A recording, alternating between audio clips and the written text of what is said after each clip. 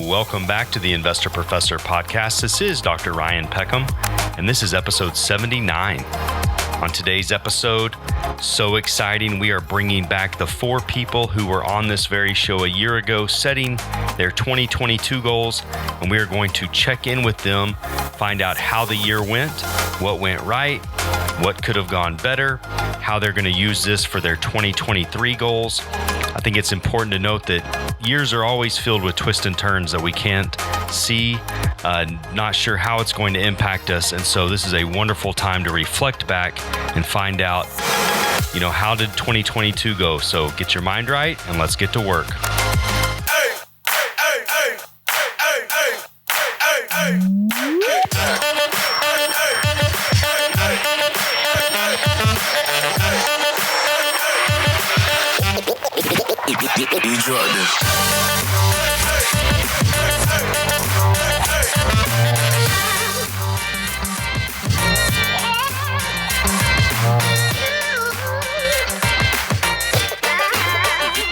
Well, thanks for joining me once again. Very excited for today's episode. As I said in the beginning, we have a great lineup for you today. These are the same people that we interviewed a year ago, talking about what their 2022 goals were. And so just so you know, to make it a little bit easier on you, they are all going to appear in the same order that they were a year ago, the same as in the episode a year ago, to make it a little bit easier.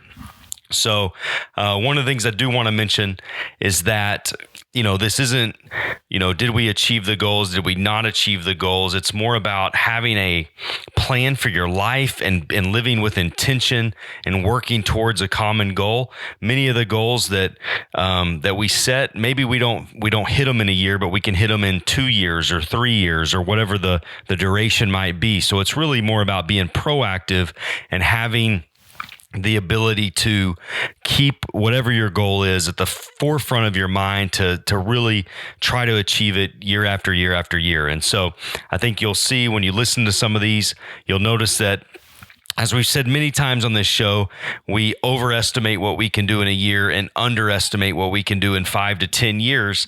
And many of the participants, you'll hear them say, a year goes very quickly. It doesn't seem like it when you're looking forward, but when you look back, you really start to notice how quick a year can really go. So I'm super excited for this episode, and I can't thank the people who participated in this enough. They were all so generous with their time, so generous with their responses, and I am indebted to them, and I really do appreciate all the time and effort that they put in to make this happen. So without further ado, let's get going with number 1. Well, welcome back. We are here at the end of 2022 to talk about how we did goal-wise. And so welcome back to the program. Thanks for coming back with us. Yeah, thanks for having me back on. So years never go the way we think they're going to go. We always get obstacles. And so this isn't kind of a got you moment. It's more of just like seeing how, I feel like one for a minute. Well, it's more about just seeing how things turned out, reflecting back and saying, okay, what were some of the lessons from this year? How can I apply them to next year? And it's all about just trying to get a little bit better, right? I mean, that's really the key to this. And I've said this already because I've said it to some of the other people, but I always get frustrated because you hear one of these and you'll hear all the goals, or somebody will make predictions or they'll do whatever, and then they never follow up with it ever again to figure out, how did that story turn out? So it's I think this will be pretty interesting. So absolutely. Let's just look at some of your goals here. Do you want to start us off or comment? How do you think the year went? Just a broad overview. In terms of the goals I laid out when we spoke in January or late December last year, I didn't necessarily meet my expectations. But all in all, I would say I'm happy with how the year ultimately turned out, and that's one thing I've been kind of reflecting on lately is, everyone sets these annual goals, but, a year is a really, a lot can change in a year. And so, may want to get into it later, but something I've been kind of thinking on is a little more shorter term, just with the year in mind. But as far as hammering in real specific, I think 90 days is probably a better period on that. Yeah. We talked about that. We did talk about that a year ago as when we were talking about just businesses and how quarters are kind of like the perfect timeline, right? Like just measuring things on a quarterly basis, a week, a month or whatever's too soon, but maybe a year is too long and a quarter is pretty good. And plus, you just never know how things are going to change, environments. And, with your business, we'll talk about that here in a little bit with real estate. I mean, you didn't know that interest rates were going to rise 7 times right in the year. At this time last year, at the December Fed meeting 2021, the Federal Reserve estimated that they would raise interest rates once. Wow. So that was their prediction. And what were rates? 3.25 on the prime rate? Probably. I don't even think it was. I mean, it might not even have been that high. You look at the average home in the U.S. is $445,000.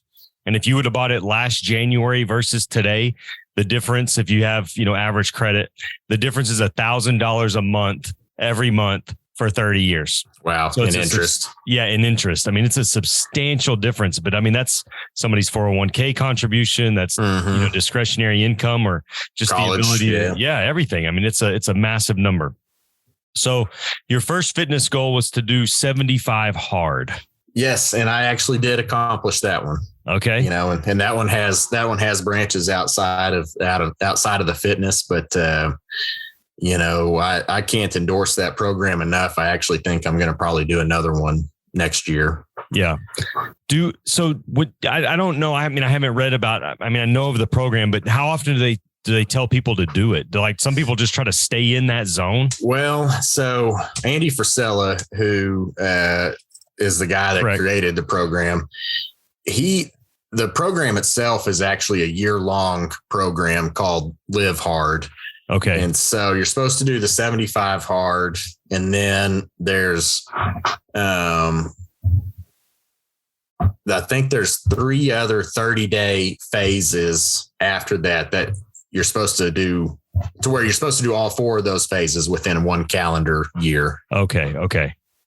But the first one's 75 hard to get people kind of jump started, get them correct. Jolt to the system. Mm-hmm. We're changing things. Yeah. And then each phase after that it takes the same requirements of 75 hard and just keeps layering stuff into it. So, okay.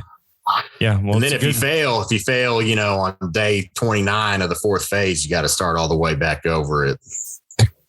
All the way back over. We got to start a new year on it, but yeah. You know a lot more about this. Where, like on the 75 hard, where do people usually break? Like where's like, is it 2 weeks in? Like when does it get like, that's a good question. I honestly don't have an answer to that. To me, once I got past the first about 10 days, I was kind of like, all right, we're already pretty invested in this. Yeah. And so the hardest days for me were probably days like 50 to 60, kind of when you're nearing the end, but not, you can't quite see the finish line yet, Right. It's like mile 20 of a marathon. Exactly. Yeah, exactly. Yeah. Where you're just kind of, that's like no man's land, right? Yeah, there, exactly. Yeah. It's kind of, that's when you start questioning your choices, right. And you kind of start getting in your head like, I've proven that I can do this, and yes, self-rationalization starts hitting you quite hard. Yeah. Oh yeah, absolutely. Justifying quitting. All right. Your next one was doing 50Ks. So that didn't pan out. I did do 2 at least 2 25Ks, which aren't nearly the same thing. I downgraded one of my 50Ks to run a 25K with my wife back in October. Mm-hmm. And so that was one reason, and I don't mind justifying it that way. And then I actually have a 50K. We won't tell her. We won't tell her. She probably can hear me on the other side of the door. But I do have a 50K in about 3 weeks. So that's so good. I'll count that one probably. Yeah, the one since the work was done this year. Yeah, which one is that? What's the name of that one? It's just called the Big Bend. Oh, okay. Big Bend Ultra, I think is what they call it. the one last year, the one that's kind of your bucket list one is the one in Colorado. Yes. Yeah. I'm going to try to do that one next year. What time of year is that one? It's late September. Late September. Okay. Yeah. So it could, it's when the leaves are changing and aspens and all that. Okay. So that's nice. So your mental goal was to read 36 books, and you had 2/3 fiction and 1/3 educational. So I'm not going to hit that one. I'm at, let's see. I'll probably make it to about 22 or 23 by the end of the year. That's pretty good. I mean, that's 2 books a month. Yeah, no, I'm pleased with it. And I read some pretty heavy ones too.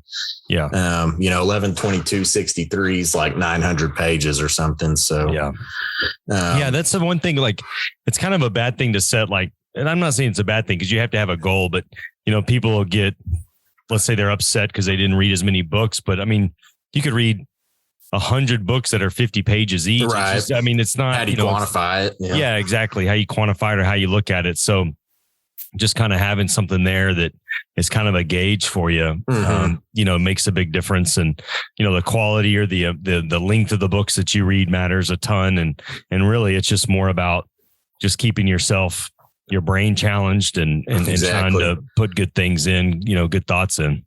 Yeah. And so I think I kept that ratio pretty close. I probably actually read probably closer to a 50-50 split. Yeah. Which is fine with me. And then, one thing to piggyback off what you just said, next year, I want to focus more on spending more time reading versus maybe necessarily, the output. Right. The final just tally of it. Yeah, you get to the point where, I had somebody that I knew that read 100 books in a year. That was her goal, right? Mm-hmm. And I said, well, how'd that really go? And she goes, I don't really remember most of, I wish I would have enjoyed them. At some point, if you're going to, you got to enjoy it too.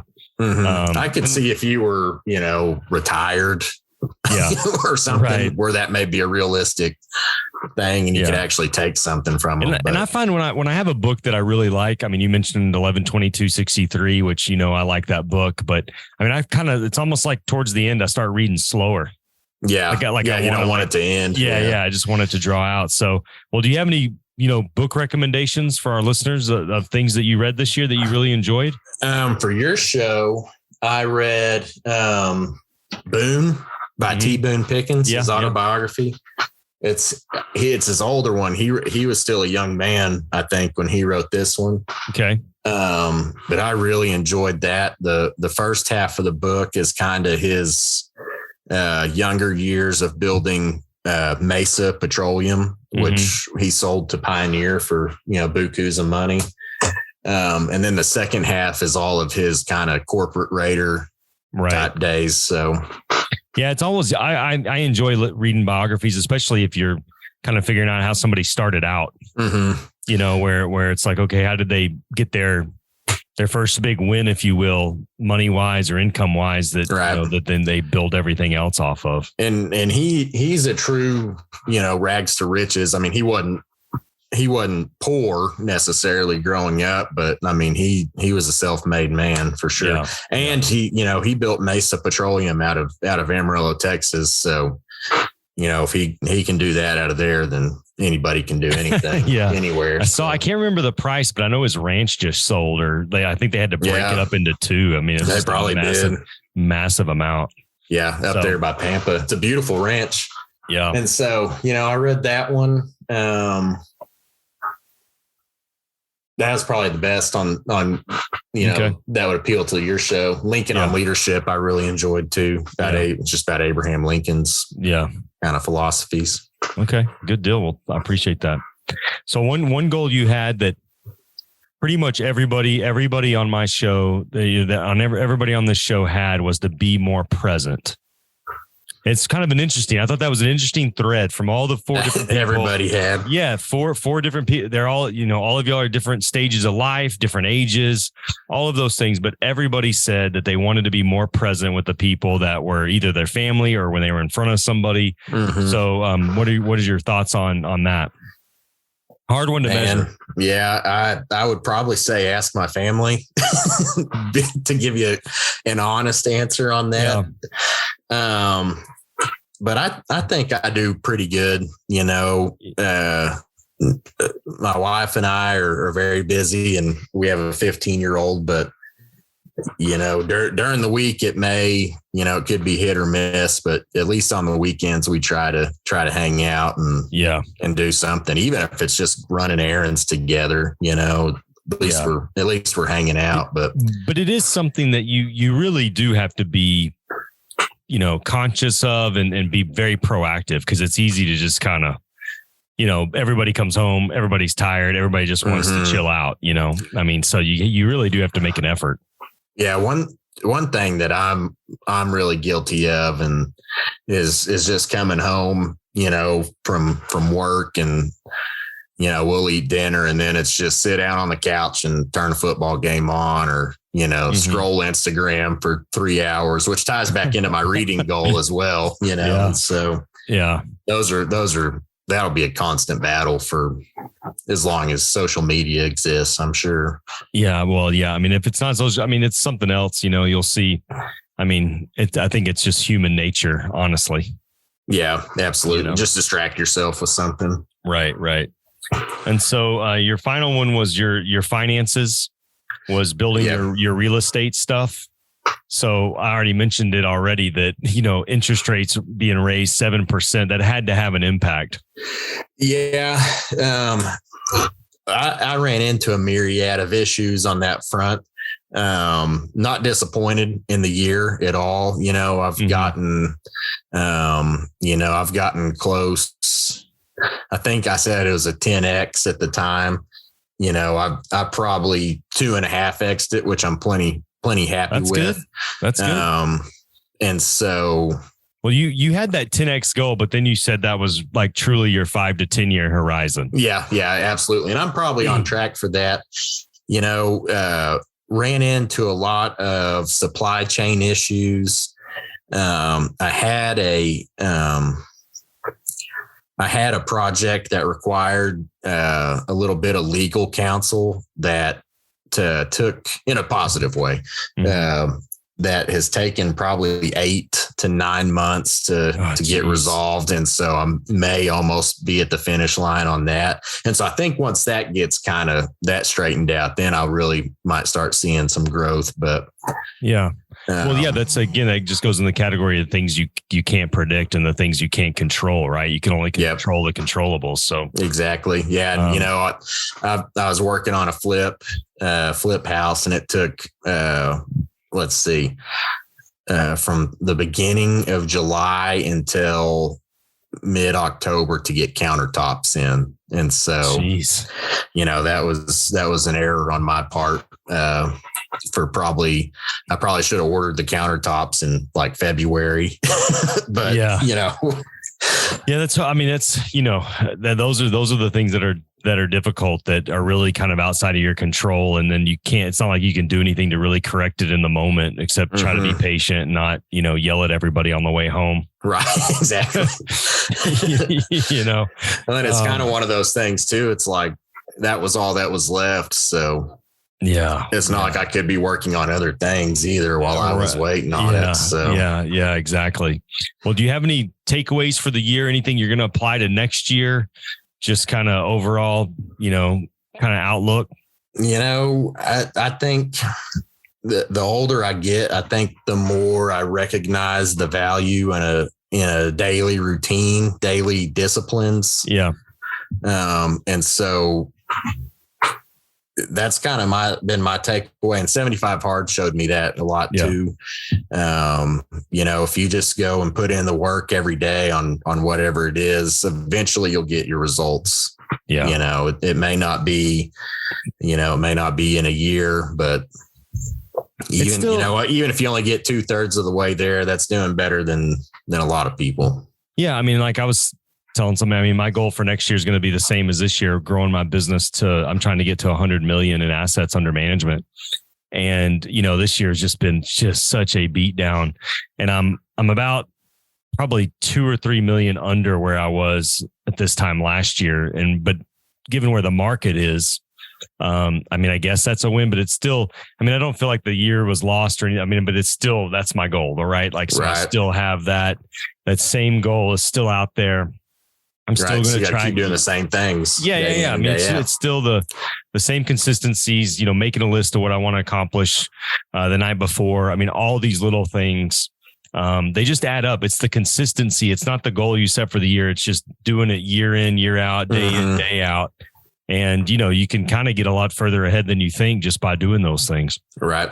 That's one thing running has really taught me, and I run these ultras. I'm not an elite athlete by any stretch of the imagination. Same. Probably not even quite an average one. But, if you can go, I remember when I first started running in my junior year of college, I couldn't even run to the end of the block, and yeah.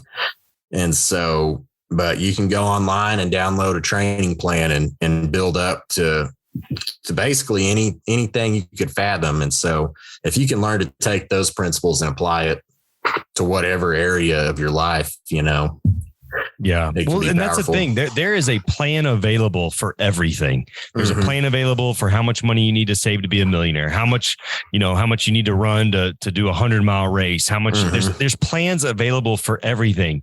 But a lot of them are free too. And a lot of them are free. But there's nobody who's going to come and hold your hand and do it consistently on a daily basis. Like that has to come from within.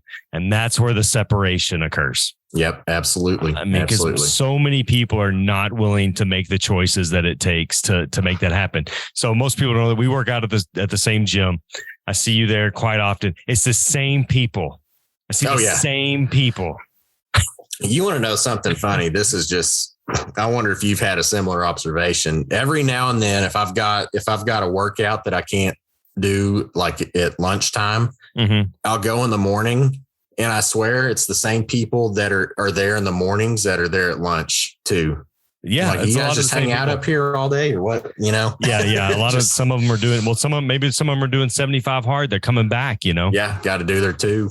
It's, but that's the way it goes. It's the 80-20 rule all over the place. All parts of life. So, well, I appreciate you doing this, taking the time to kind of look back, and wish you all the best in 2023. Yeah. Yeah. Thank you. Same for you. Enjoyed it. Well, thank you for coming back on to let us know how your 2022 went. How are you doing today? Woo-woo. 1 year later, still here, still a big fan of the podcast. And what y'all can't see is I'm definitely rocking some swag. Okay. Yeah. And I don't know what episode this is, but in the beginning we said that you'd come back on the 100th. So we're getting closer. I know. I don't know what we're going to talk about then. I don't know. We'll figure that out. But today we're going to talk about the goals you set last year and how this goes. And I know, like, I'll preface this. You're not a big New Year's resolution goal.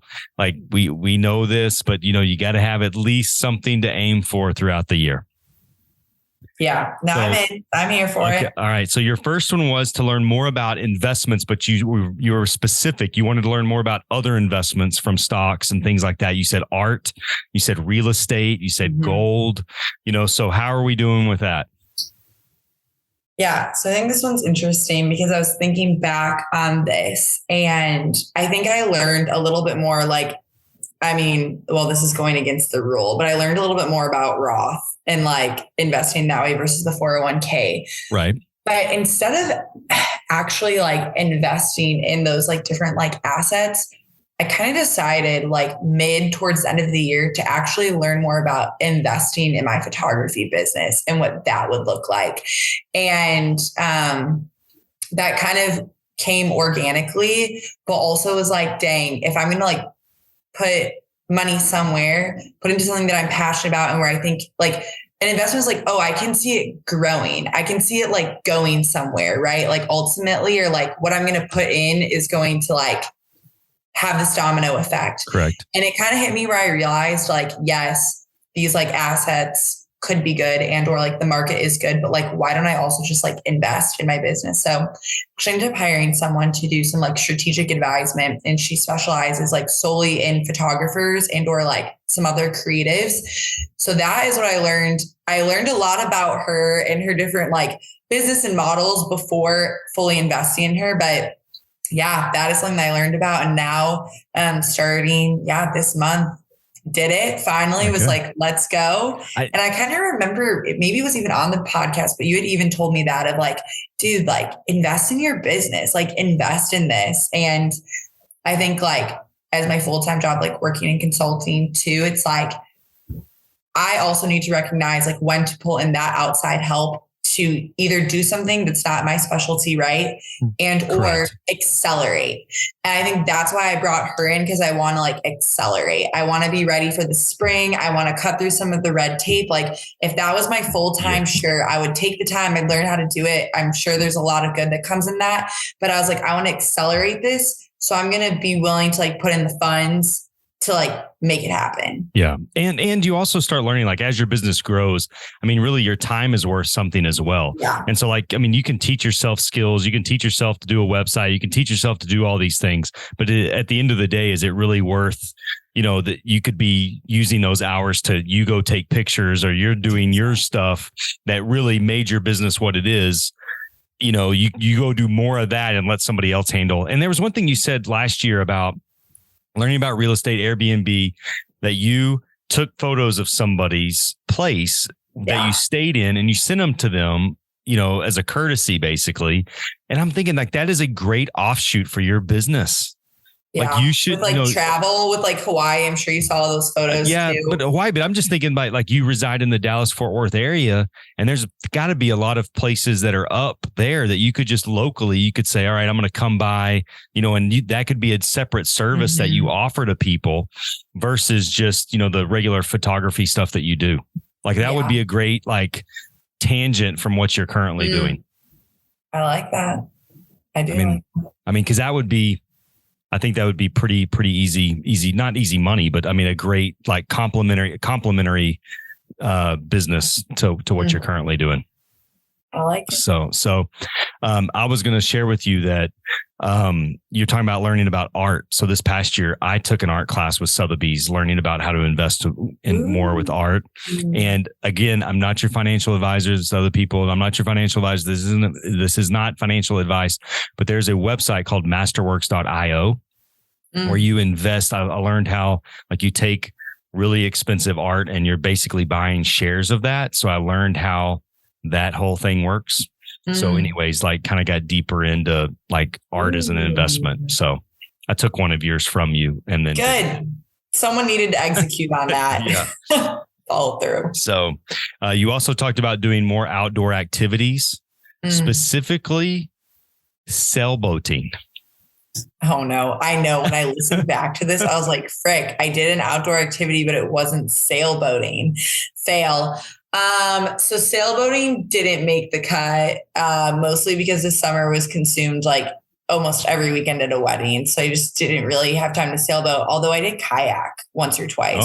Super fun. You did mention that last year. You did mention kayaking. And I did do it. I did do it. But outdoor activity, man, when I like look back though, and I feel like this fulfilled, I guess, even like you go on this fancy sailboat. When I went to Hawaii, I was in Hawaii for a week and a half-ish in November.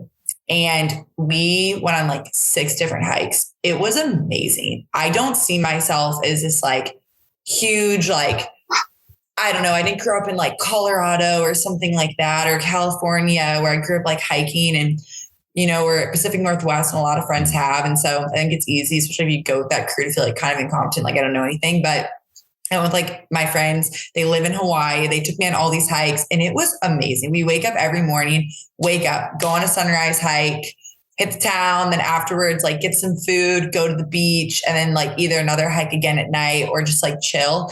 I like loved that. And now it's like trips for me, I think are like going to go around this like new activity. Like I'm looking now with this same friend that went with me. Yeah. We're looking at Glacier now, like kind of similar trips.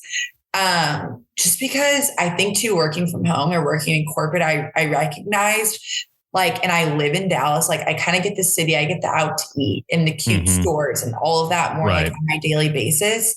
But what I'm desiring more is that like outdoor time, like not looking at a screen, like seeing the sunrise, seeing the sunset, good conversation, doing stars. like cool photography. Yeah. Not having to do my hair and makeup every day. And just like, that was freaking awesome. Like unexpected, just. Yeah. Reconnect. And plus also just being in a concrete jungle. Like it's pretty hard. Like when you go to Hawaii and you come back, it's pretty hard to come down off that. Yeah. No, it was insane. It was insane. Like we were freaking ropes courses. Like I was like Tarzan, like we'd go to the beach afterwards. So I'm literally in like my bathing suit and shorts, like mud everywhere, climbing up these like mountains. And just like, I feel like as like a woman too, you're like, dang, like I'm like strong. Like I'm able to do this. Like, you know, like I don't like lift or anything crazy like that, but I'm like, okay, like I'm like fit enough where like my body is like strong enough to like do these things. Now there was a point, there's like a famous picture of like me on the cliff crawling and my friend had to like literally like there's like fight, flight, freeze. Oh, I froze. And she had to literally take my bottom and like shove me over the cliff because I started crying. I was like, I can't, like, I'm done. Like, I'm done. That's so funny. But it was so cool. So I would want to say I checked that off and I honestly forgot about that one. And I like, didn't like try to check it off. It just like checked it off. Well, I mean, that was good. So when you talked about travel a year ago, you talked about all the weddings you had to go to and how that really wasn't travel for you. Or I said that, you didn't say that, but I was like, that's not really travel for you. Said that. Yeah. But you know, I mean, it is, you know, it's a lot. There's a lot of time that goes into that. But you also talked about, okay, when I'm in the Dallas area, I want to be more present. I want to say yes to more friends. Because I think the last couple of years, like we talked about being in that age group where you go to a lot of weddings and you're like in a weekend, out a weekend, in a weekend, out of a weekend. Yeah. And you just feel like you're being pushed and pulled all the time. And so, you know, having some of this now, you didn't mention Hawaii, but you did mention a hot air balloons. Oh my gosh. That's still, Guys, and maybe that's disappointment. I have to tell you this. It could be, it's not a disappointment. It could be 2023, you know? I literally there's like 2 weekends and we had like I had like 2 weddings on like either side. And so just, that was could not do it. I tried to like, what if I just took the week off and then, you know, like went, but they didn't only have them on the weekends. But it was so funny. After this podcast, a friend of mine sent me like a Curious George book on like balloon festival. Was like, you know, he talks about it in the podcast. Like, I know you didn't get to go this year, but this is to like make sure you go next year. And he like just sent that to me like a couple months ago or in like August. I was like, you are so sweet. So no, it's still on the list for next year. Okay. I did go to like Fredericksburg with a group of girls, just super fun. I did went to San Francisco and did like San Francisco wine country, Big Sur, and Carmel. That was a trip for me, and then Hawaii. So I feel like I got 3 big ones. And like this year again, I'm really going on that like stay in Dallas, especially I'm like starting like a girls like Bible study that I'm going to host. I'm like, okay, I want to be like really consistent here for that. But instead of like, again, all the little weekend trips, like the week and a half away in Hawaii, it's like, do that again. Like a week and a half in Hawaii. Like if I want to go to Europe, like go for a week and a half again, or like international, or do a couple big trips instead of all the littles, because it's just too much to do all the littles. Right. Yeah. I mean, if you're going to get out, like 10 days is great. Like 10 days is, you know, because when you're going to some place like Hawaii or Europe, I mean, you miss two of those days are travel. Yeah. And to like fully immerse in the culture. I feel like then when I was there for that week and a half, I was like, oh, I'm here. I'm in it, you know? Yeah. It's hard when you have to come home. You know, that was, and like me and my friend on the way back, we connected through the Vegas airport. And I was like, I'd never been in that airport. And I was like, Yeah, absolutely not. It was like smoky. Yeah. Everyone was just like rough. And then here I'm coming back with like my island glow and like Right. chill vibes. The Vegas, like, this is not the same. I'm done. Yeah. The Vegas airport's weird because, well, I mean, it's kind of fun. I mean, it's a great place to people watch because the people getting off the plane are so excited and they're just like rushing. They can't wait.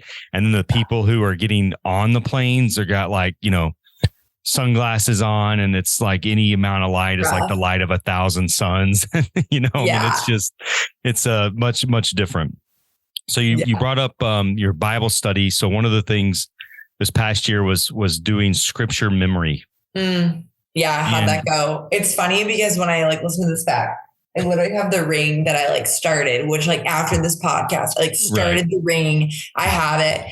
And I definitely I did do some like towards the beginning. And then I think what I ended up doing, like my health was definitely something that I was like kind of working on this year, just like my physical health and like walking through some like challenges with that. And so I more so have like it on my refrigerator now. Like there are 3 verses where it's like, they're not fully committed to memory, but they're like, I'm looking at them like every single day and like, just to like encourage me and keep me going.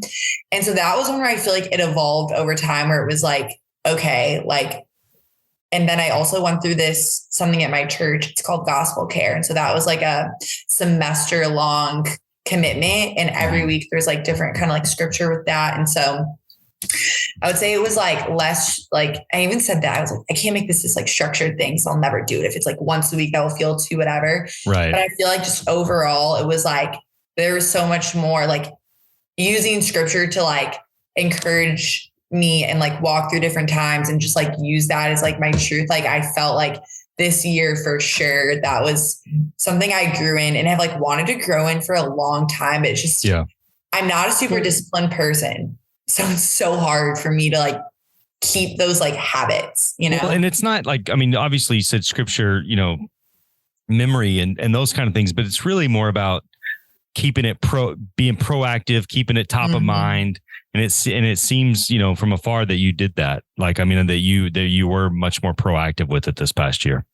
Yeah, definitely. And just like putting myself in environments to be like, that is like what I'm consuming, right? Okay. Versus like just social media or like just hearsay or gossip or like the news or things. I feel like that was sort of what I was surrounding myself in terms of like consuming. Yeah. And it's important. We talked about that last year about mental health and people who watch the news. It's all negative all the time. And you don't realize the impact that has on you until, all of a sudden you're being pretty negative. So the last one that you discussed was being okay, being silent with yourself, which I thought I listened back to that and I was cracking up because you're trying to tell me to meditate. I was like, absolutely not. And then you were like, but this literally fulfills this idea that you have. And we kind of started bickering, which was super funny. Yeah. But you're like, if I go on an 8-minute drive, I want to not turn on the radio. I want to be more present with myself and just be okay in silence. So how do you think that went this past year? Yeah. Well, sometimes I'm not going to lie. There were periods where I lost my AirPods. So I was like forced to do that. Like they were not charged or I just like couldn't do that. So yeah, I would definitely say I improved in that, especially with like the small drives and things, like just using that time to think or just exist or like just kind of like gather and collect my thoughts. So I think I have like a lot spinning up there sometimes. And so it's weird, but but I can catch myself. If I'm going to have a big conversation, I will like out loud, like practice it before, which is funny. And, or even like when I'm praying, like it's usually out loud, then it feels like, okay, this is like a conversation, like it's happening. And so a lot of times actually I like talk to myself in my car before, or if I'm like kind of thinking through like some thoughts and things. So I feel like I definitely, whether it was like that or prayer, just again, like existing and thinking. Say in the car, it's more like the talking or listening to music. And then on walks, sometimes those AirPods were dead. But yeah, especially I know I specifically talked about the foxtrot of not putting the AirPods in when like going to get the coffee. Like, is it really necessary? Yeah. And I actually did try to do that. And I was like, I even was getting to this point where I'm like, I feel like this is rude. even if I like have the AirPods in or I'm on the phone with someone and I'm trying to like check out at the grocery store, we talked about that too. Yeah. I'm like, it feels rude actually. Like it was almost like it was normalized and then it was okay. And then now I'm like, no, I think it's rude again. So I like really tried to stop doing that. Or if I was like in the phone in the grocery store, I like tell my friend like, I'm gonna call you back. Like, hey, give me a few minutes. And I don't try to continue it because I'm just like, it feels rude to me and really impersonal. And I'm kind of just like, yeah, thanks for what you did. Like, let me swipe my card. Yeah. I don't know. I haven't worked retail in a long time, obviously, since I was like a teenager, but I wonder, like somebody working in retail, how many people they have that are just on their AirPods or listening or talking, or, how many people are they dealing with? Like, let's say out of 10, is it 4 out of 10, 5 out of 10, where they're just basically, they give them no kind of any acknowledgement that they're even helping them, Yeah, no, 100%. Yeah. It was fun, like listening to these all back though, because I think some of them I remembered, what is it, like 5 of them or something? I think 2 to 3, I like clearly remembered. And there was like distinct points through the year that I like thought back to them. And then the other 2, I like the getting like outdoor activity one. I definitely forgot about that until I like re-listened yesterday. I was like, ooh, but I like kind of did it, which I like you didn't realize. Yeah. Yeah. Yeah. Well, I mean, are there any lessons from this year that you're going to take to next year? Or do you have any, any words of advice for yourself next year? Or how are you going to use this? Or did you like being proactive this year? Or, what are your thoughts on the whole process?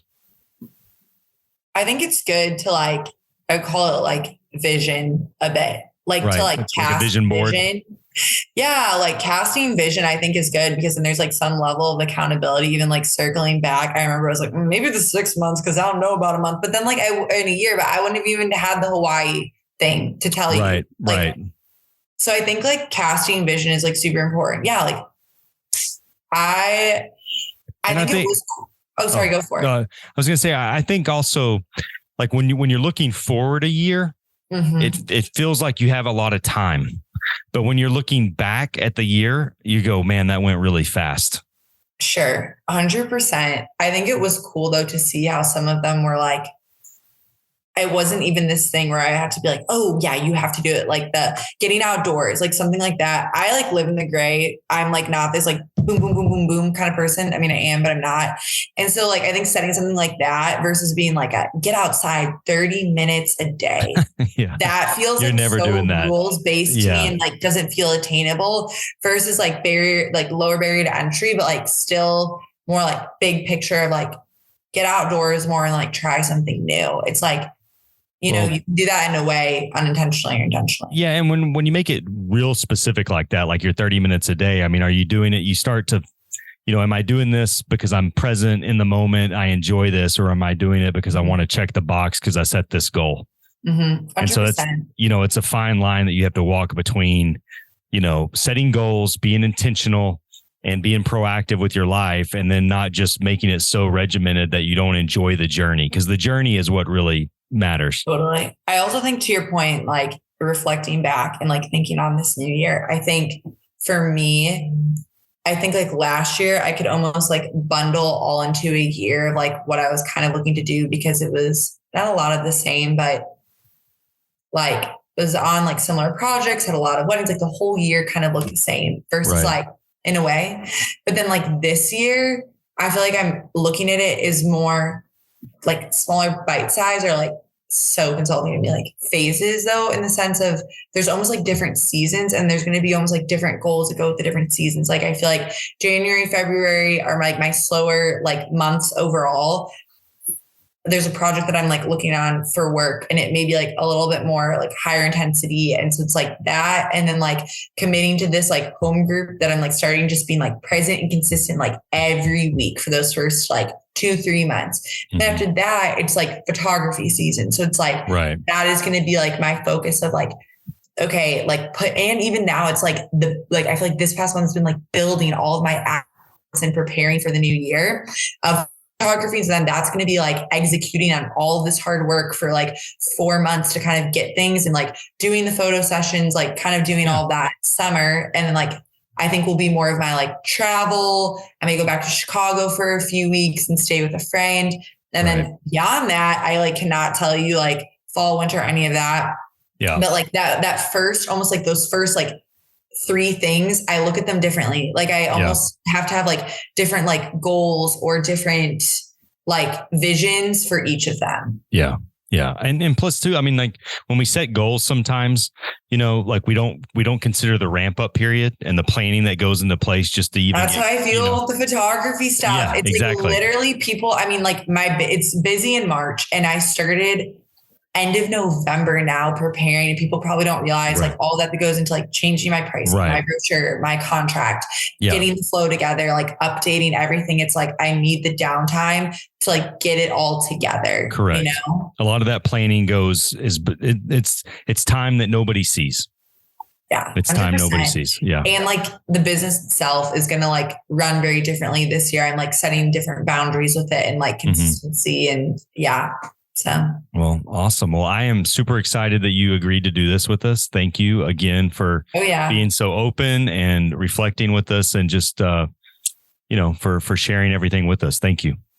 Of course. It's always a good time. I don't know what we're doing for 100, but I guess we need to start. Yeah, we need to prep. Start thinking now. Prepping. Runway. Okay. Well, welcome back. Here we are a year later to check on what your progress was over this past year. Welcome back to the show. How are you today? I'm doing good, man. Thank you for having me back on. Hey, thanks for coming back.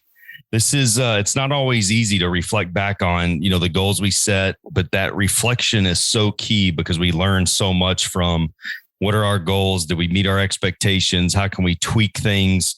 And how can we just keep moving forward, which is really what it's all about. I think too many people, when they do this, they kind of play gotcha with themselves. And so it's important to just kind of take a little bit, reflect, see how things went, and then see how you can make adjustments. So before we get into your goals, how was 2022 for you? It was a humbling year. Kind of looking back on these goals, I had a lot going into it. But you could say you're dedicated. And then when you look back at like how many goals that I actually hit, it's like, oof, that's kind of a gut check, but it's been a good year. I hit some of the more major goals, which, halfway through the year, I just started focusing on the ones that I really wanted to get done. Yeah. So it was definitely, I learned a lot, that's for sure. Well, of all the people that we interviewed last year, you set the most goals. So you had the largest number of goals of anybody that set. And I remember the last thing I said to you was, I was like, man, you should create your top 10 list. Like, and that's kind of what you just mentioned, is you said, okay, halfway through the year, you really honed in on like, okay, what are the ones that I really want to hit? Exactly. Yeah, you were totally right. I think you said like the top 6, and that's exactly what I did. I picked, and I tried to, because I had the categories, right? And I tried to balance that out, but I hit, I looked for, okay, what are the 6 that if I completed this year, I could count this year as a big win. Okay. And that's, I did that probably halfway through the year when I realized, okay, maybe 46 goals is a little overwhelming. Yeah. And, simple is better. So why was 46 goals too overwhelming? Just too many balls to juggle?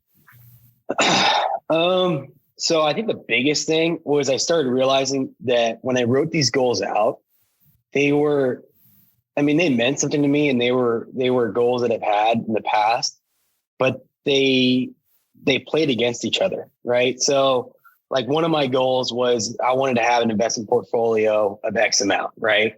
Okay. And another goal was I wanted to do a half Ironman. Right. So in going after both those, I realized a half Ironman is really expensive. I mean, it's quite the investment, right? Not only in buying, your ticket for the race, but the travel, the bike, the equipment, the whole deal. So I would have to sacrifice hitting one goal to hit the other, basically. Right. Right. Doing the Ironman, right, would be kind of a setback in my bigger goal of, having X amount in my investment portfolio. Okay. I saw it was a common issue in some of these goals. So that's why picking the 6 was, that was the best next step. It is good though, because it's not like you can't roll some of those goals over.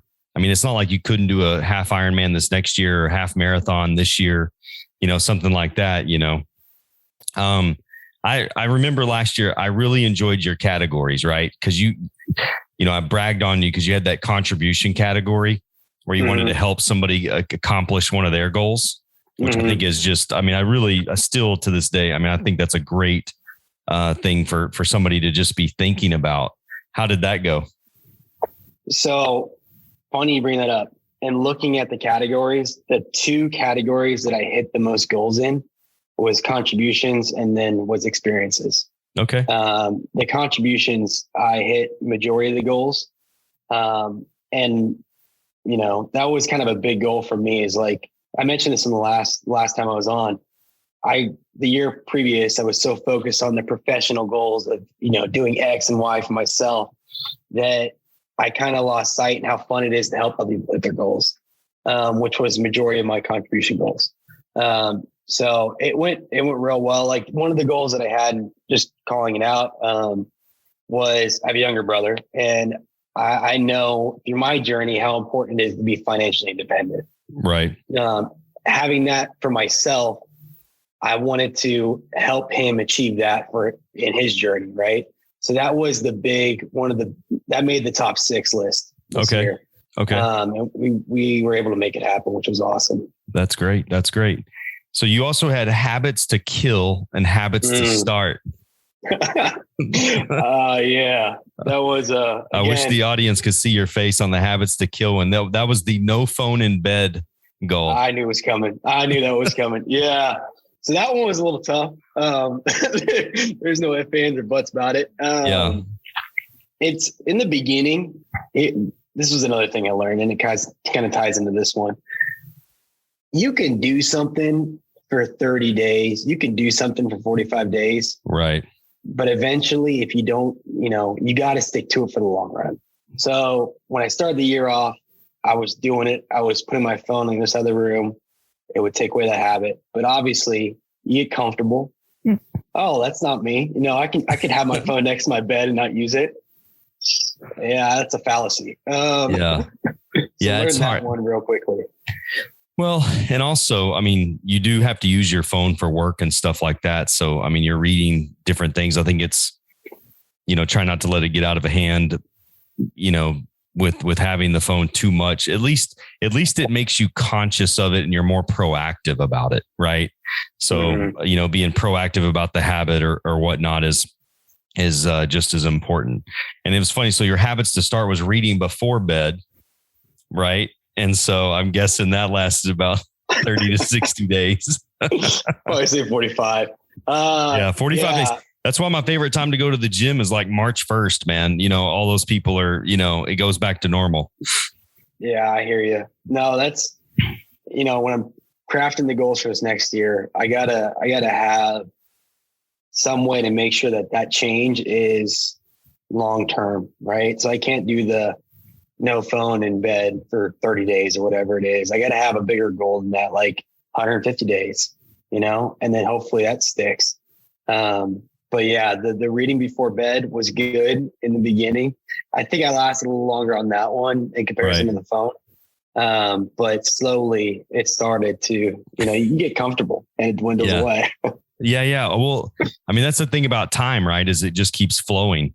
And so, the year, all of a sudden, I wanted to do a check-in with y'all in July, and here we are at the end of December, and I'm like, oh, well, we can just do one at the end of the year. It's easy to kind of just let things go, especially when you're just kind of holding yourself accountable.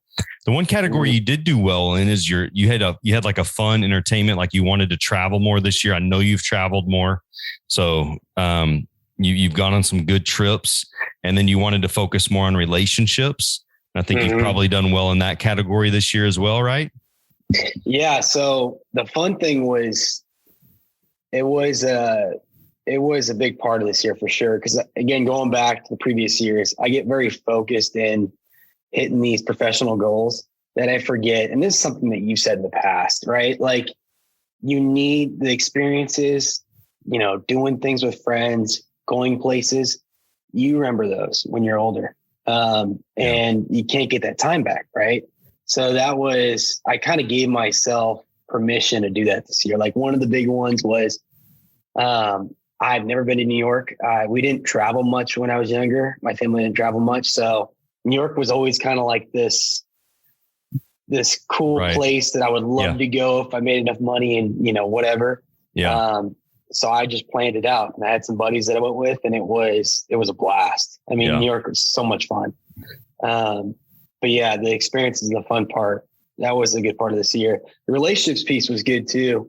When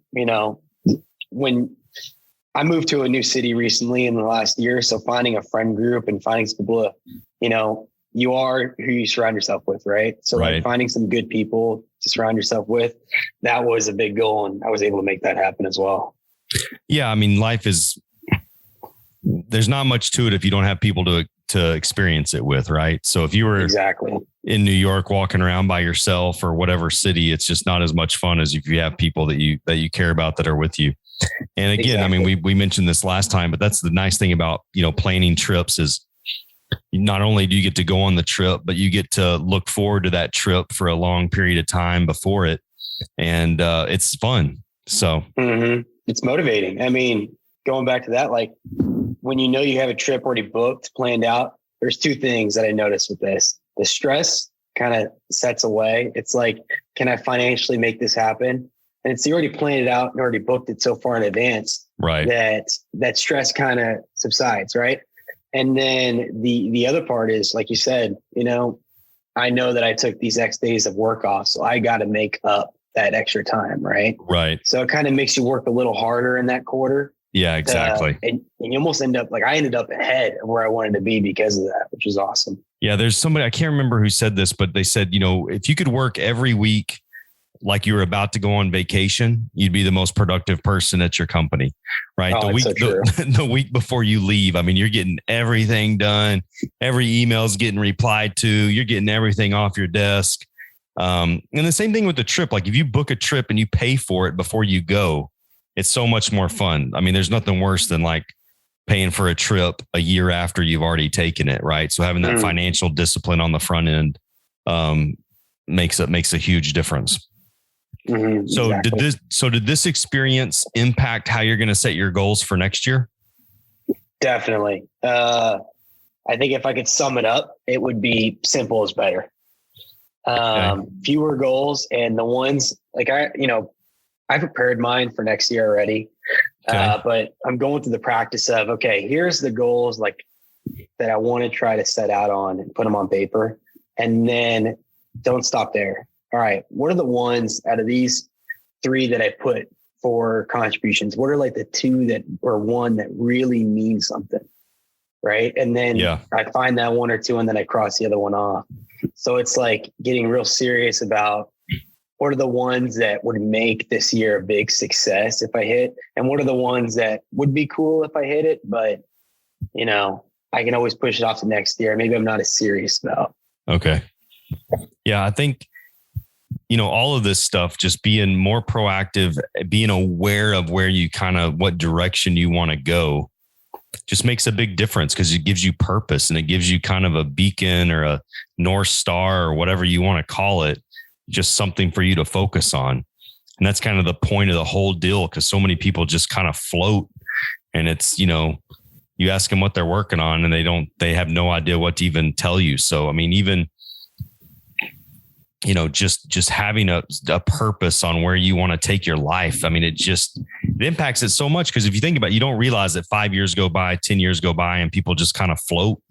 And, that's a major problem. So one of the things, if I could double click on that, one of the things that I noticed this year, and I did goals last year, but I wasn't as specific with them and as driven to hit them. When you know your goals, one of the things that's super helpful is everybody usually has people in their life that want to help them, right? That want to see them be successful. People can only help you if they know how to help you. Very good point. So when I had these 6 goals, right? Meeting with, so-and-so for lunch, and they're asking me, how's life? What's going on? What's top of mind? And I come up and I say, I'm trying to do X, Y, and Z. And they happen to know somebody that can help me do that. That happened a few times this year. That only comes with that clarity, right? That you set at the beginning of the year. So big takeaway. That is a fantastic point, because most people really do want to see other people succeed, but they have to know, you got to give them, they got to have some direction, and you got to be the one you have to be willing to ask for it. And you got to be willing to actually know what that is on how they can help you. That's a great point to bring up. So, well, I wish you the best of luck in 2023, man. Thank you so much for doing this with us again. Awesome. Thank you, Ryan. Appreciate it. Yes, sir. Well, welcome back. We are at the end of 2022, and we're going to discuss how our year went, as you heard in the introduction. So, contestant number 4, since we didn't use names, welcome back. It's the end of 2022. How are you feeling? I just can't believe it's the end of 22, but thank you for having me. I'm excited to talk about our goals that we had intended to achieve. We'll achieve some to still work on, but it's always important to hold yourself accountable, and then it also just to reflect on the year, the challenges of the year, and how we can improve and use the information that we have going forward. So I have written down, and you have them too, what your goals were. So I was thinking we could go in the same order that we did last year. Okay. So your first goal was about saving money, investing money. So how did that end up for you? Well, it went good on the savings part, because my goal for the year was to save so I can get my own apartment, which that was, accomplished. And, but the investing part, not so good, just because, life happens, and I had to focus more on saving than investing just as a priority. Maybe that was somebody looking out for you, because investing was so bad this year that maybe you sidestepped some losses. Well, I'm glad that I had that goal to save, because it allowed some cushion for me, like a safety net. For example, I recently lost my job. So I was out for 2 months with unemployed, and it was very unexpected. They closed their doors. And I was fortunate enough to look at my bank account and talk to myself and be like, okay, if I don't make 1 penny and I eat very lean, and I'm talking about ramen noodles, sandwiches, filling up the 5-gallon water tank for $1.50, I will be able to be okay for 4 months without working. Wow. Which I'm very proud of that. It allowed me to reset and reevaluate what I want to do, so, and also I lost my dad in 2022. So grieving over that, because I was always so busy. I have to do this, and let's not feel these emotions at the moment. Right. This 2-month period allowed me to focus on my mental health and grieve and reset. Do I want to stay in this profession, or do I want to pivot and do something else? How can I be happy? Because I need to be happy. I need to take care of myself. And I wouldn't have been able to do that if I didn't invest in myself through savings. Well, you've learned very early that why people recommend having an emergency fund. Yeah, life happens. Life happens. Car breaks down. Yes. You lose your job. Health. And there will be something every year. There's always something, as far as something's going to break, you're going to need something that happens every single year. Yeah. Right. You just don't know what item it's going to be. Right. But I'm just very grateful that I had that goal of saving, and I saved more than what I intended to save, just because why not? But if I didn't have that cushion, I'd be like, oh shit, what am I going to do? Right. Right. The next week was the first of the month. Well, and also too, when you don't have savings and you lose your job, you're panicked and you're trying to find anything that comes along, and it's anything that comes along, whether you like it or not. And so you're not able to actually evaluate different career choices because you're like, I just need to eat and then I'll figure it out. Right. And so sometimes a bad situation becomes worse because then you take the next thing that comes down and maybe it's something you don't really want or like, but now you have to, you know? Yeah. You feel stressed. Yeah. So the savings allows you to have, at least it gives you a little bit of time to have some options. And that's important to note because like right now, the economy is very different than it was when we were sitting together last year, right? There's a lot more companies that are getting, that are doing layoffs. The Federal Reserve has continued to raise interest rates and they want the unemployment numbers to go up. And there will be more people that are laid off. And unfortunately, there's a lot more people that are already there's more credit card debt right now than there was pre-pandemic. So that is not, a great place for people to be financially. So, right. But plus good news, you did graduate from college this year. Yes, that was one of my goals. I wanted to graduate and I graduated in the summer. So I'm really proud of that. I'm the first one in my family to get, a bachelor's degree. And now I'm in my master's. So that's my goal for 2023 is to get my master's degree. Yeah. First one to ever graduate with a bachelor's degree. And that wasn't good enough for you. So you decided I'm going to go get my master's, which is awesome. Right. Yes. All right. So your next thing was about business. What were your business goals? Because you do have your own business as well. Right. Yes. So with my business goals for 2022. One was to set up a website. Okay, that was accomplished. I have my website, and I have even branched out to international partnerships of women making the jewelry. I have like Chile, South Africa, and Mexico. And let's see what else. And that wasn't a goal of yours. That's something that became was organic during the year for your business. Right. When I launched the website, I sold a lot, which was surprising for me. They're also encouraging. So it's just growing it. It's a lot of word of mouth as well, which is great. It's organic and, but I have a lot of efforts internationally.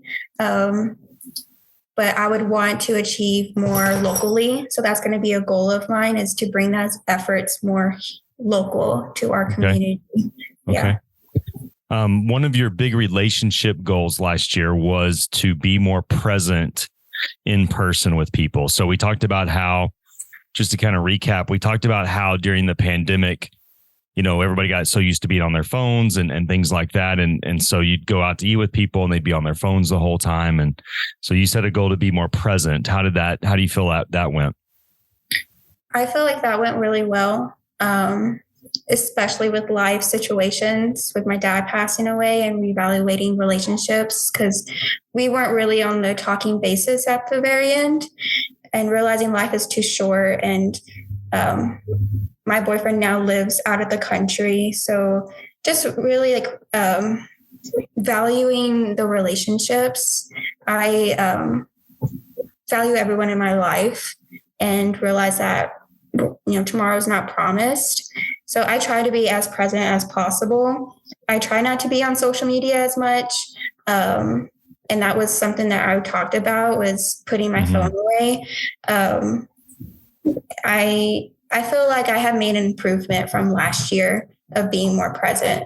Yes. Okay.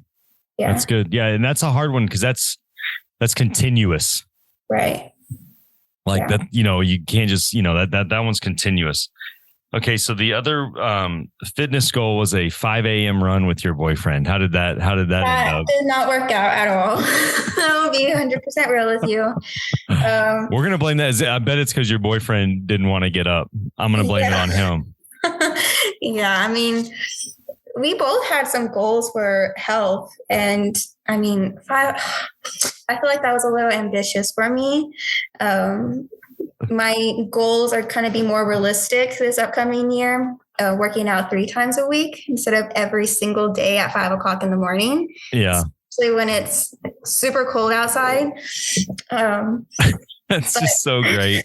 That's so I'll be great. real with you. It did not work out. How long did it, but did it, my real question is did it work out at all? Like, did you go like 13 days into January? Did it fall off in March? Like, did it last at where was the breakdown?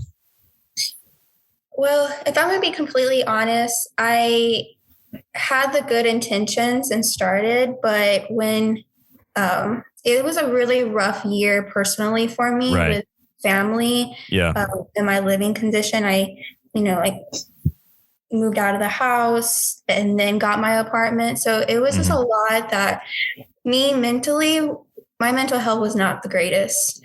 And I started not to have that motivation. And that's something that I kind of focused a lot on was my mental health. That's something that I didn't realize I needed to work on. And you can obviously tell like my goal to work out did not happen because I was not motivated. Yeah. I mean, if you're worried about like, especially like you had a lot of like, you said this was going to be the year of change and growth. Yeah. And you didn't realize how true that was when you made that statement. But, having loss, having, difficulty. I mean, there's a lot of, you experienced a lot of life changes this year. That's what we, like life changes. And so when you start having more than one in a year is a big deal. You start having 2 and 3 and, these, I mean, it does, creep in and, it does impact you, more so, probably more so than people realize until they finally, something happens. They go, man, I really need to, figure this out. Mm-hmm. Yeah. So that's good. That's good. I was thinking like, if I set that goal, I probably would have dropped it on like January 2nd. Especially because it gets so cold in January. Well, yeah. It's cold. I mean, it's, it's so great. I just love that. All right. So the other one you talked about was writing a book, which is, I mean, that's very ambitious too. Like that is a very ambitious goal. That is a very ambitious goal. And I did work on that and I have a draft. I talked about a children's book. And I had a friend of mine that she went to Texas Tech in English. So I had her proofread it.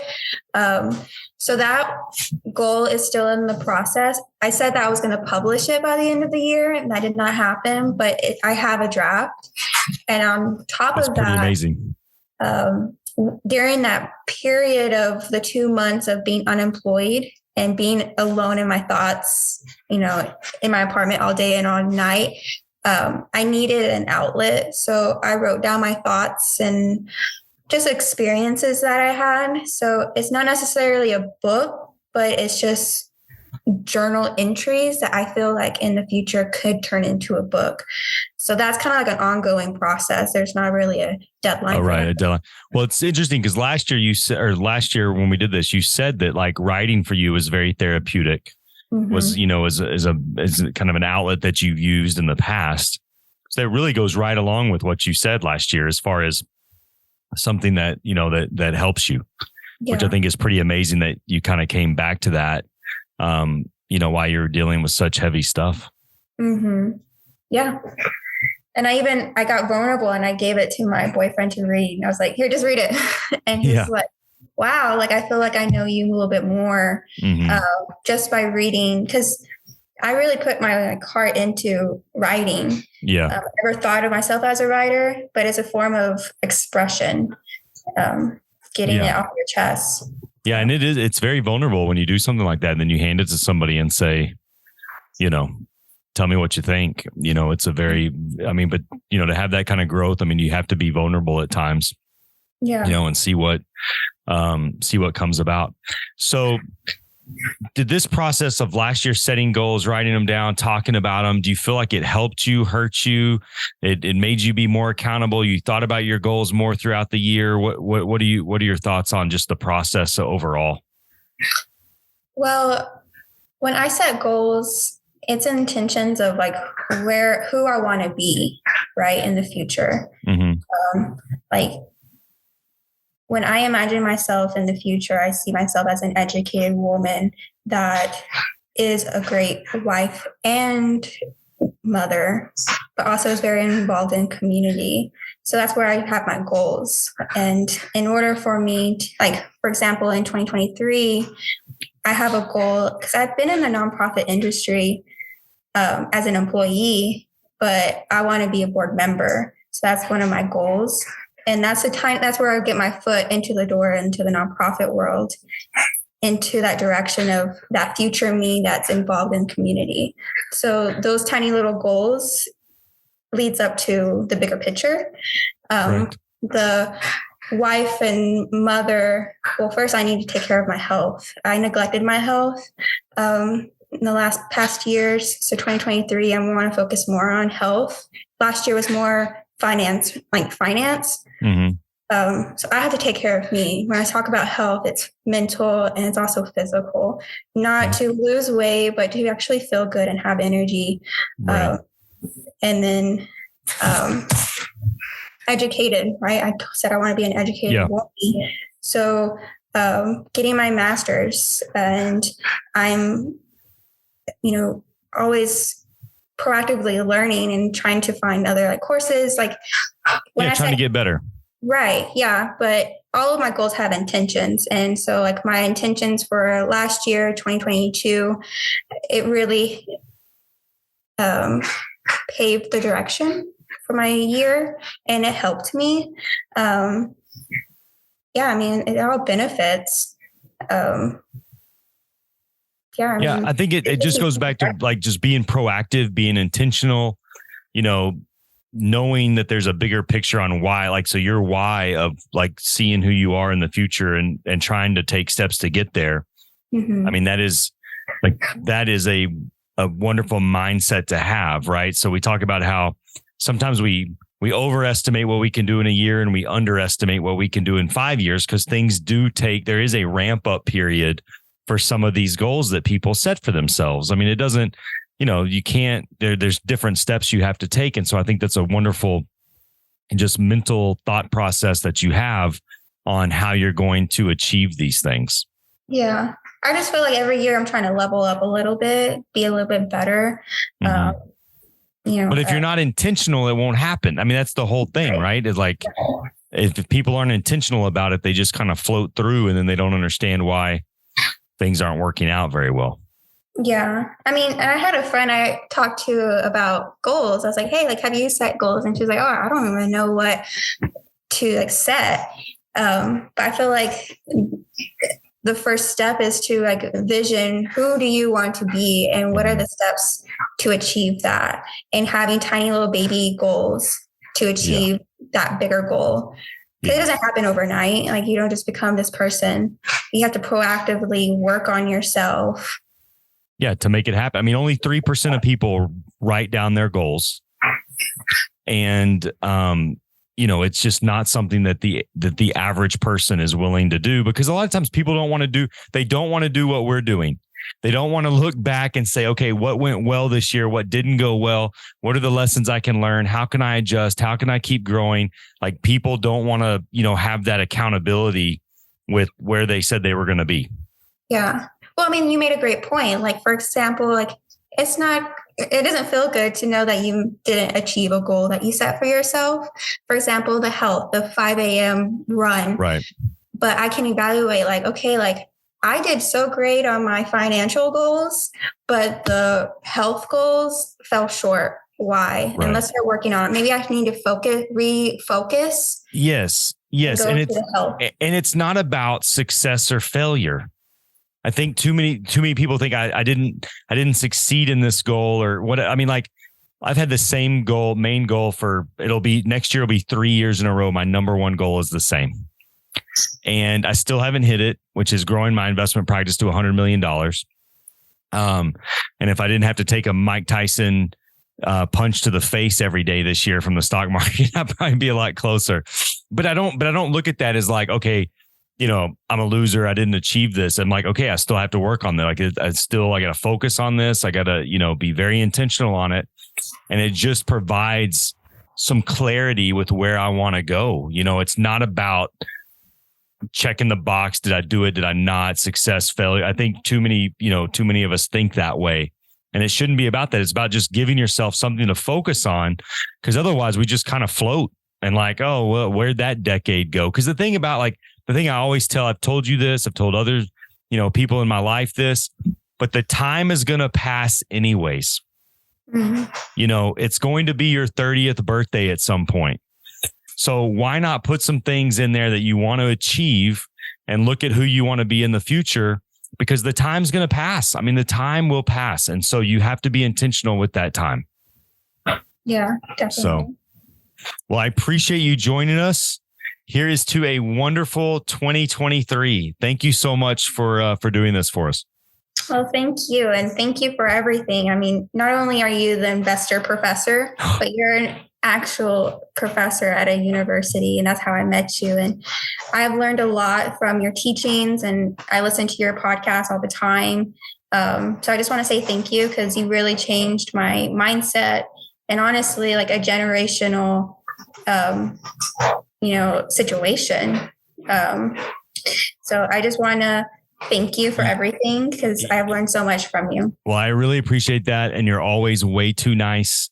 And it's always my pleasure. Thank you so much. So there you have it. That is our 2022 How Did People Do episode. I'm so excited and I'm so thankful that everybody decided to come back. There's one thing I want to point out before I leave you, is that all four of these people are high achievers in their endeavors. I mean, these are very high achieving people, very successful people. And I think that it does a great job of showing you that no matter, who you are, when you set goals, they're not easy. It takes more of you than you're going to expect to be able to hit these goals. It's important to do it, to keep you on track. Successful people do this all the time. It's never going to be perfect. You shouldn't expect it to be perfect, but you should have, your guiding, your North Star, if you will, of being able to track your goals, look at it, be reflective, be honest. And I just cannot thank these people enough for their candor and for their generosity and really sharing how it went for them. There were some real struggles for some of them this past year, with deaths and with changing life changes and just things that we can't control, just like the stock market, right? Things that you don't foresee are going to happen. 2023 is going to be the exact same way. There are going to be things that we do not expect to have happen, and it's not about trying to prevent those things from happening. It's how you adapt, how you keep going in the face of adversity. It's not a good year to invest. I invested more money this year than I have in a number of years. I'm going to hopefully invest more next year. I mean, it doesn't change the way that I change my habits based on what's going on. So you have to keep moving forward. And I'm just so thankful to be able to do this. Probably one of the most fun I've had doing this podcast is just doing these episodes, because it's so real. And I think that so many people can relate to it. So when you're setting your 2023 goals, keep in mind that you're just really trying to set your North Star, trying to determine who you want to be. But also when you look back at 2022, be thankful for the things that you're able to achieve. And also just if there's things that you didn't achieve, just keep them on your list and keep working towards them. Sometimes our big goals take more than a year to be able to accomplish. Some things are out of our control. So I know this is a longer episode than most. And so I appreciate y'all sticking with it. And I hope you got something from this. And I hope 2023 is your best year. So thanks for tuning in. Thanks for all the wonderful support we've had this past year. And I'll see you next time. Thanks, everybody.